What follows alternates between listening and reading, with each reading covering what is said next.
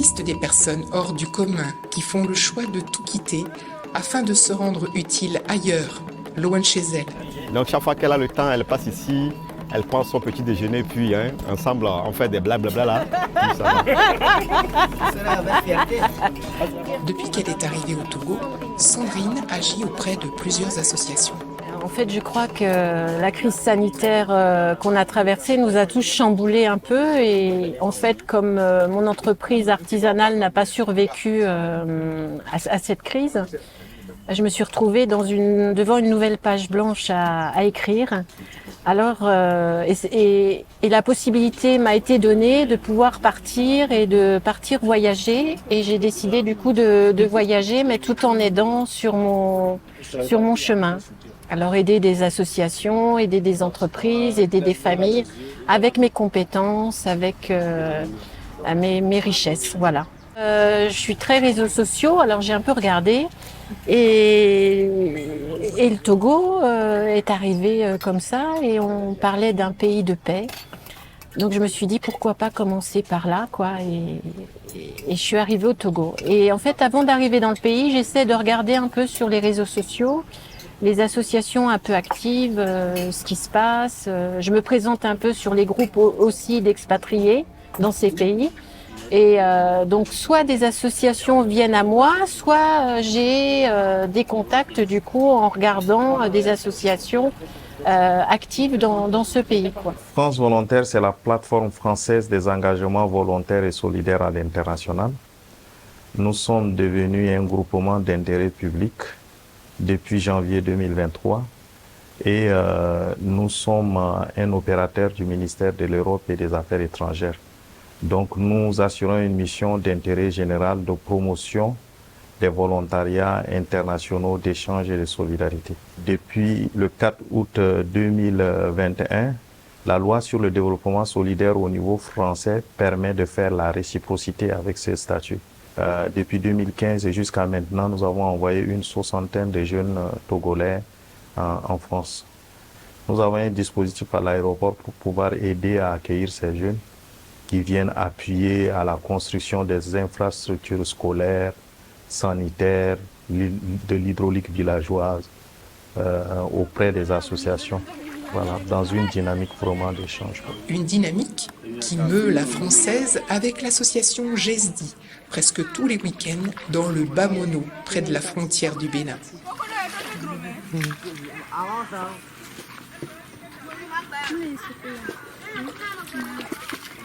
Bio, bien slow, bien tore, bien nore, bien glore,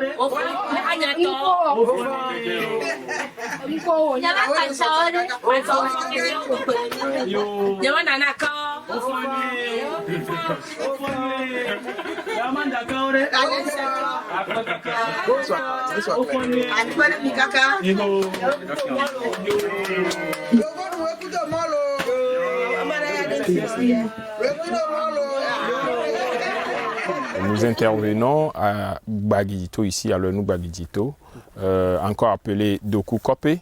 Et ça fait déjà 4 ans que nous sommes dans ce village. Nous avons commencé avec des actions humanitaires dans ce village. Nous apportons des vivres et non-vivres aux enfants de ce village. Et parmi eux, il y a des orphelins et aussi des enfants vulnérables. Donc notre action nous a amené à constater qu'il y a des besoins énormes que le village a et il faudrait les appuyer. Donc par là, on s'est dit, si à chaque fois il faudrait qu'on vienne les aider, ce ne serait pas bien. Il faut qu'on les apprenne à pouvoir se prendre en charge. Donc d'où le projet Tché que nous avons, le programme plutôt Tché que nous avons mis en place, qui est un programme américain qui veut dire Community Health Education, en anglais, programme SEC, santé éducation communautaire. Donc on a formé un comité ici qui travaille et on a commencé avec un projet pilote qui est le projet d'Anana. Donc aujourd'hui, le projet évolue très bien et d'autres villages nous ont sollicités. Et par là, nous avons encore formé 2 comités venant de 2 autres villages. Ils ont aussi leurs champs qui sont en train d'expérimenter. Donc voilà, nous sommes appuyés pour le moment par l'ONG américaine Trees by the Water International Ministry, qui essaie de nous soutenir pour les champs d'ananas. Et aussi, il y a eu un groupe en Amérique qui s'appelle FOT, Friends of Togo. Eux aussi, ce sont eux qui nous ont financé pour le 2e champ, ou bien le 2e champ pilote que nous venons de mettre en place. Actuellement, nous sommes en train de rechercher des partenaires parce que le travail que nous faisons, c'est grand et on manque énormément de moyens financiers pour pouvoir continuer dans cette lancée parce que les populations d'ici, ils ont besoin des gens pour les pousser. Il faut que des gens les aident à pouvoir devenir eux-mêmes autonomes. Nous voyons les petits rejetons qui seront utilisés pour les futurs champs. Donc déjà là, on peut compter 1, 2, 3, 4, 5, 6, 7, 8, je crois. 8 petits rejetons qui sont là. Et normalement, chaque ananas peut produire au moins un fruit et 4 rejetons. Ça servira à multiplier le champ. Donc l'objectif ici, c'est de pouvoir divulguer cette culture qui n'est pas habituelle, populaire ici. Ce champ pilote les amènera à produire enfin des fruits et les rendements, le bénéfice du champ sera d'une part servira pour le village pour faire des travaux de développement, comme par exemple réparer les toits d'écoles gâtées, faire des tables bancs pour les élèves. Et encore, cela va leur servir, eux qui se sont sacrifiés pour le travail, à étendre leur champ, à faire leur propre champ et ainsi relever un peu leurs revenus. Et l'idée derrière aussi, c'est que le champ, la culture d'ananas soit vulgarisée dans la localité et que l'idée c'est que tout le monde puisse s'y mettre et ainsi profiter de cette culture qui est très rentable. Il y a des lieux, en fait, on ne sait pas pourquoi, ils nous touchent le cœur, quoi. Et c'est vraiment un village qui me touche beaucoup. Et c'est surtout aussi la façon dont l'association intervient avec ce village et ce village aussi qui s'engage avec cette association dans une démarche d'autonomie financière, quoi, d'un développement économique. Parce que moi, depuis que je suis partie en voyage, c'est vrai que je défends cette philosophie d'aider, mais j'aide pour que les gens soient autonomes et puissent s'en sortir. Le volontariat aujourd'hui est un puissant levier pour l'atteinte des objectifs de développement durable. C'est Ban Ki-moon qui l'a dit. Et moi, je trouve que cela est vraiment réel. Ce type de volontariat et ce type de mission rapprochent les peuples, rapprochent les jeunesses, rapprochent les sociétés civiles. C'est de la coopération de peuple à peuple, de jeunesse à jeunesse. Et vraiment, nos jeunes aujourd'hui ont vraiment besoin du sens. Il veut faire passer quoi? Un message. On est d'accord? Si la lecture elle est très bonne, alors là, on a déjà le max de quoi? De compréhension. On va comprendre. On est d'accord? Ne soyez pas pressés dans la lecture. On doit lire les signes de ponctuation. C'est la récréation. Les élèves, c'est la récréation. Une petite pause avant de continuer. D'accord? C'est la récréation. Non. On est tous d'accord. Ça va? Donc, c'est la récréation. Les élèves se retrouvent enfin pour discuter. On est d'accord? On prend la petite pause, on discute, échanger et s'amuser. De retour à Lomé, Sandrine endosse son rôle de répétitrice. Sa jeune protégée l'attend tous les mercredis pour réviser ses leçons dans l'enceinte de l'association Adepoma, située à Niconakwe. Aujourd'hui, on a un grand projet qui est un projet phare, qui est éducation pour tous. Car l'éducation, c'est la base de tout. Et c'est un projet qui regroupe 60 enfants aujourd'hui. On est dans la 2e année. Et la première année, c'était l'année passée, et 2e année, est subventionnée par notre partenaire, Noukou France, à Limoges. Alors, le projet, il est dénommé Éducation pour tous. Comme vous le savez, la connaissance se partage. C'est dans ce sens-là que nous avons initié ce projet pour permettre aux enfants de pouvoir acquérir de ces connaissances-là également.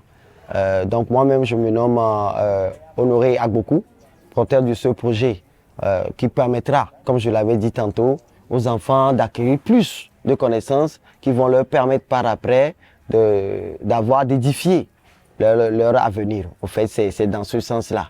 Par notre canal artistique, on essaie de faire les représentations de nos danses dans les spectacles. Et après, on fait des parades dans les marchés pour essayer de sensibiliser en premier lieu les enfants de la rue pour faire reconnaître l'association. Et après le parade, on essaie de demander aux bonnes dames un peu de riz, un peu de chou aux enfants.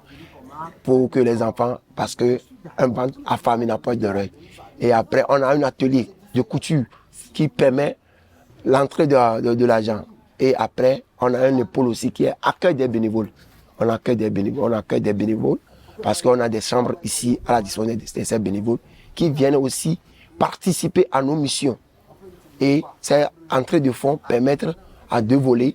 D'abord, le séjour du bénévole et le reste pour l'association. Et après, des subventions qu'on demande de gauche à droite à tout et chacun.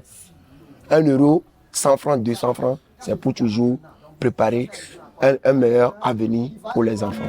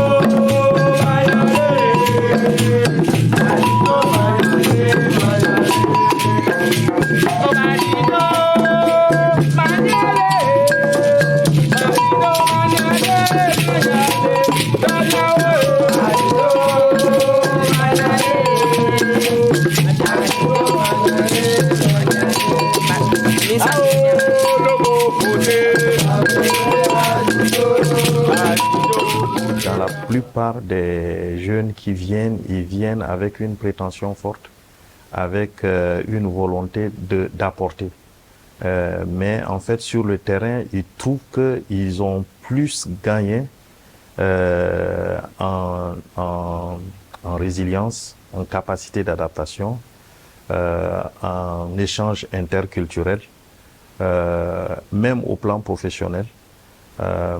Ils gagnent plus que ce qu'ils n'ont donné en fait. Donc quand ils font le bilan à la fin, le bilan c'est qu'en fait ça change complètement leur regard sur le pays qu'ils ont visité. Ils trouvent quand même que bon, il y a la chaleur humaine, il y a la solidarité, il y a la joie de vivre quand même qu'ils rencontrent au niveau local. Quelquefois, ils ont l'impression en fait que les gens sont pauvres, mais ces personnes qui sont pauvres partagent. Et là, ils trouvent quand même que c'est impressionnant quand même. Donc, il y a ces barrières en fait socio-culturelles qui tombent de manière systématique pour les jeunes qui arrivent ici.